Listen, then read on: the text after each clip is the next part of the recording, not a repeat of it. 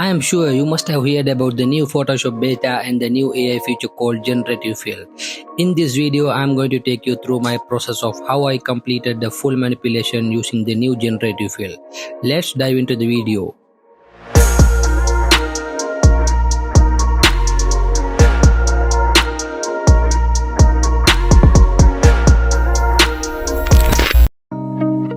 Adobe Firefly is a new AI generative model that eases the workflows of Adobe Creative Suite. You can visit the Adobe website to explore Firefly online. Here you can experience text-to-image generation like Midjourney, which allows you to generate images through text prompts.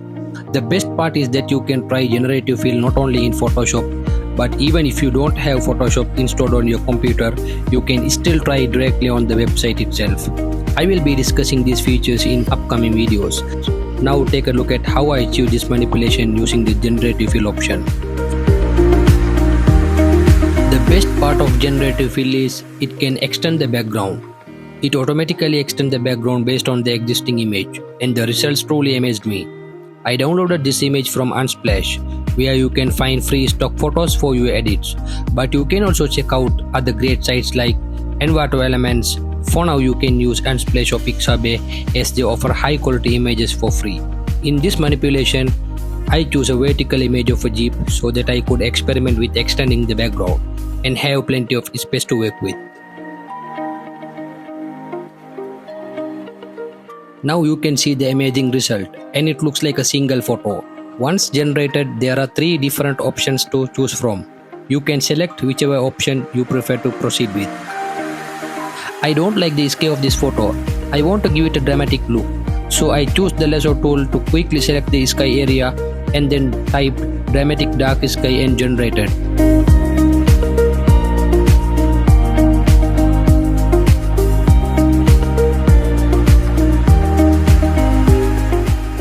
Once I generated the sky, I thought of adding some mountains in the background to give more depth to the scene.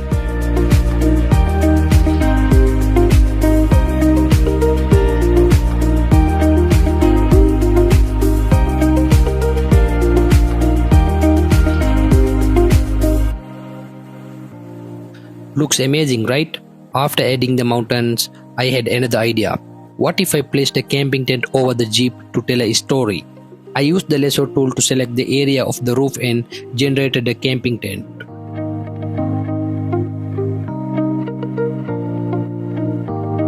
It's always good to experiment with more options. In my first attempt, I got a blue tent, but I generated it a few more times until I found something I liked. Since the sky is blue, I typed yellow in the prompt to generate a yellow colored tent. Yellow and blue are complementary colors, so the tent will stand out. What's next? Guess what? What if I added a camping chair near the Jeep and also a camping fire to make the scene more interesting?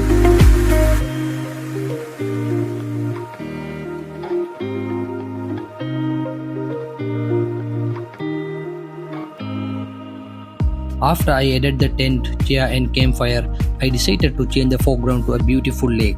So I used the lasso tool again to select the areas I wanted and then generated.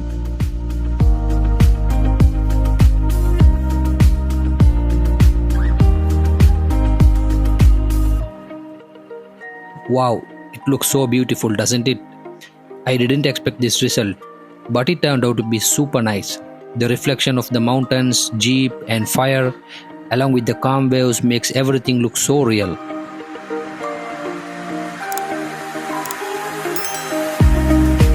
After creating the lake, I cleaned up some areas to make it look nice.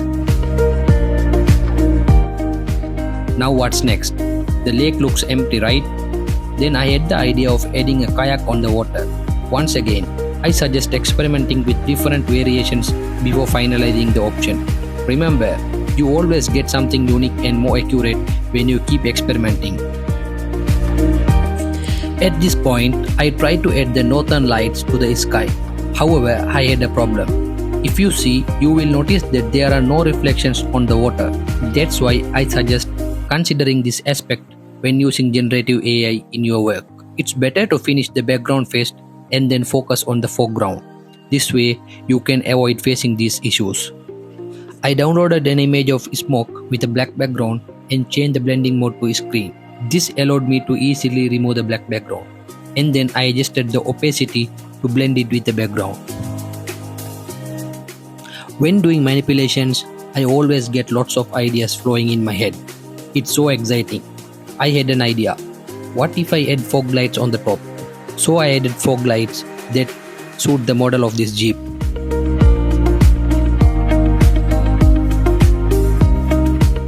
And then I used a color brush to paint the top of the lights and played around with the blending options to achieve a bright look.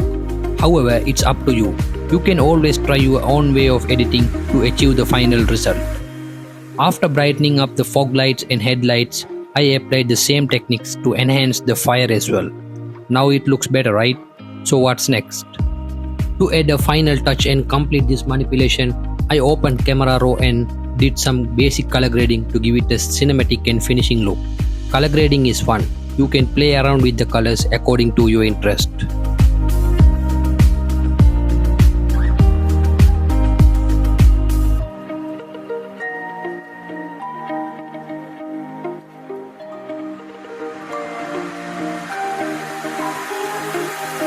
Here is the original photo I downloaded from Unsplash, and